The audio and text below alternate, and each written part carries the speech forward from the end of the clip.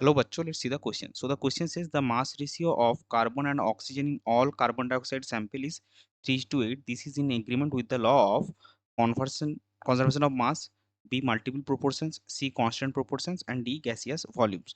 तो चलिए सबसे पहले देखते हैं इस क्वेश्चन का की कॉन्सेप्ट क्या होगा. सो इस क्वेश्चन का की कॉन्सेप्ट होगा laws of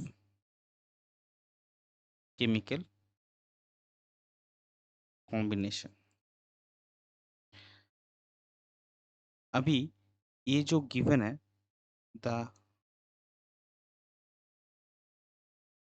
mass ratio of carbon and oxygen in all CO2 samples is 3.8. This is in agreement with the law of constant proportions.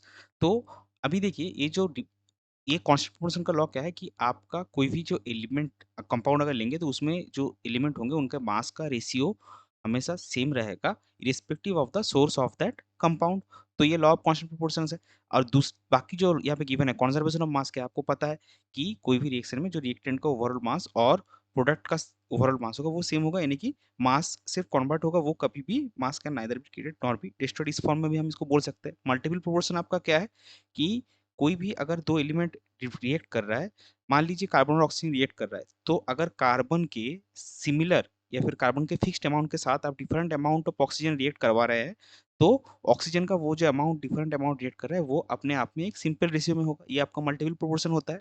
और गैसियस वॉल्यूम क्या है कि अगर जो रिएक्टेंट्स है वो दो गैसियस रिएक्टेंट्स अपने साथ एक दूसरे के साथ रिएक्ट कर रहे हैं, तो उनका जो वो अपने आप में एक सिंपल रेशियो बियर करेंगे. और या अगर आपका प्रोडक्ट भी गैसियस होता है तो वो प्रोडक्ट भी रिएक्टेंट के साथ एक सिंपल रेशियो बियर करता है.